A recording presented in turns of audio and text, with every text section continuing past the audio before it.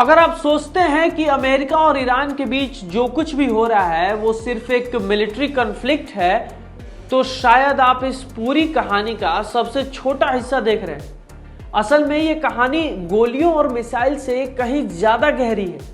ये कहानी है उस इनविजिबल कंट्रोल की जो दुनिया की इकोनॉमी, एनर्जी सप्लाई और ग्लोबल पॉलिटिक्स को शेप करता है। और इस पूरे खेल में हर देश एक चेस पीस है।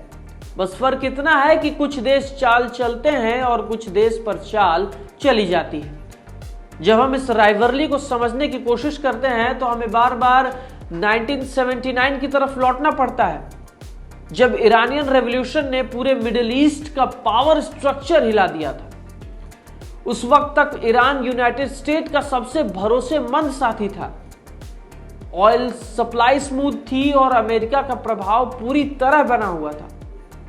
लेकिन जैसे ही क्रांति हुई और सत्ता ऐसे लोगों के हाथ में आई जिन्होंने साफ कह दिया कि हम अमेरिका के दबाव में नहीं चलेंगे, तो वहीं से शुरू होती है वो टकराव जो आज तक खत्म नहीं हुआ। और ये सिर्फ आइडियोलॉजी का क्लैश नहीं था, ये कंट्रोल खोने का डर था। अब अगर आप इस कहानी को थोड़ा और गहराई से देखेंगे तो आपको समझ आएगा कि असली लड़ाई टेरिटरी की नहीं बल्कि इन्फ्लुएंस की है।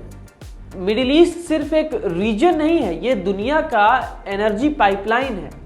और ईरान उस पाइपलाइन का एक ऐसा गेटकीपर है जो कभी भी फ्लो डिस्टर्ब कर सकता है।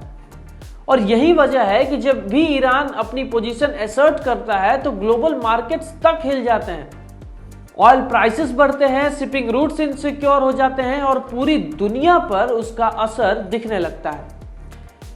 लेकिन अब इस कहानी में एक नया ट्विस्ट जुड़ चुका है जो सीधे भारत से जुड़ता है। हाल के सालों में यूनाइटेड स्टेट्स ने कई बार भारत जैसे देशों पर ट्रेड प्रेशर डाला है, खासकर टैरिफ्स को लेकर। अमेरिका चाहता है कि भारत अपने मार्केट्स को और ज्यादा ओपन करे, इंपोर्ट्स पर रेस्ट्रिक्शंस कम करे ताकि अमेरिकन कंपनीज को फायदा मिले। अब यहां एक इंटरेस्टिंग कनेक्शन बनता है। अगर मिडिल ईस्ट में इंस्टेबिलिटी बढ़ती है, ऑयल प्राइसेस बढ़ते हैं, तो इंडिया जैसे देशों की इकोनॉमी पर सीधा असर पड़ता है। और जब इकोनॉमी प्रेशर में आती है तब ग्लोबल पावर्स के लिए ट्रेड नेगोशिएशंस आसान हो जाते हैं। मतलब सीधी भाषा में समझिए तो जियोपॉलिटिक्स सिर्फ बॉर्डर्स की लड़ाई नहीं है, यह इकोनॉमिक प्रेशर्स बनाने का भी एक तरीका है। अगर एनर्जी महंगी होगी तो इन्फ्लेशन बढ़ेगा, तो डेवलपिंग कंट्रीज को कॉम्प्रोमाइज करना पड़ेगा। और यही वो इनविजिबल लेयर है जो अक्सर हेडलाइंस में नहीं दिखती है। अब इस पूरी सिचुएशन को और डेंजरस बनाता है न्यूक्लियर एंगल। ईरान का न्यूक्लियर प्रोग्राम सालों से कंट्रोवर्सी में रहा है। अमेरिका इसे एक पोटेंशियल थ्रेट मानता है, जबकि ईरान अपनी सोवरेनिटी का हिस्सा बताता है इसको। 2015 में जो डील हुई थी, जो कि joint comprehensive plan of action, वो एक तरह से इस टेंशन को कंट्रोल करने की कोशिश थी। लेकिन जब अमेरिका खुद उस डील से बाहर निकला तो उसने एक क्लियर सिग्नल दे दिया कि ट्रस्ट अब इस इक्वेशन में बचा ही नहीं है। और जब ट्रस्ट खत्म हो जाता है तो फिर डिप्लोमेसी सिर्फ एक फॉर्मेलिटी बन के रह जाती है।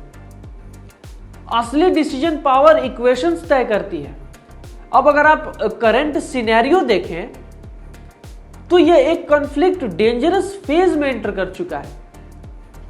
इजराइल और ईरान के बीच इनडायरेक्ट क्लैशेस हैं, रेड सी में शिपिंग अटैक्स हो रहे हैं और अमेरिका की इंक्रीजिंग मिलिट्री प्रेजेंस, ये सब एक बड़े एक्सप्लोजन से पहले के संकेत जैसे लगते हैं। एक्सपर्ट इसे कंट्रोल्ड क्योस कहते हैं, जहां टेंशन को इतना बढ़ाया जाता है कि प्रेशर बना रहे, लेकिन इतना नहीं कि फुल स्केल वॉर ही छिड़ जाए। लेकिन सबसे बड़ा सवाल यह है कि अगर यह कंट्रोल कभी टूट गया तो क्या होगा?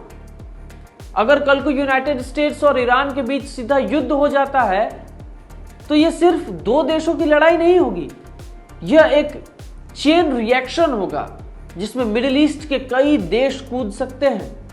ऑयल सप्लाई डिस्टर्ब हो सकती है और ग्लोबल इकोनॉमी एक बड़े संकट में जा सकती है। भारत जैसे देश जो एनर्जी इंपोर्ट्स पर डिपेंड करते हैं, उन्हें इसका सबसे बड़ा झटका लगेगा। Petrol prices sky rocketing inflation हो जाएगा, अनकंट्रोल्ड, और फिर वही इकोनॉमिक प्रेशर जो ग्लोबल नेगोशिएशन को इन्फ्लुएंस करता है।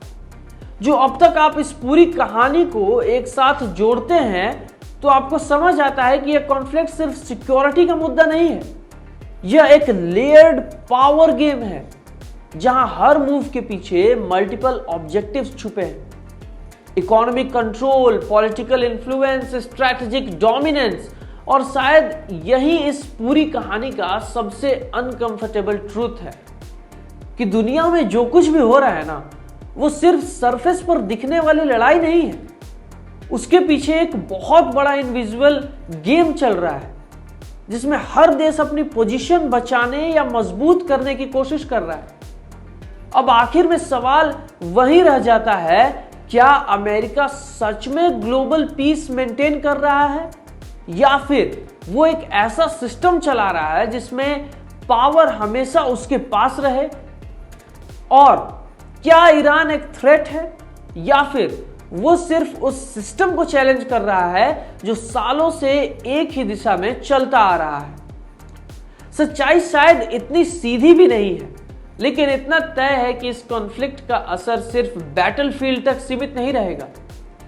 यह आपके वॉलेट, आपकी इकोनॉमी और आपके डेली लाइफ तक पहुंचेगा। आपका बहुत बहुत धन्यवाद हमारे साथ बने रहने के लिए। फिर मिलेंगे अगले वीडियो में, तब तक के लिए देखते रहिए द गली वैली अनप्लग्ड।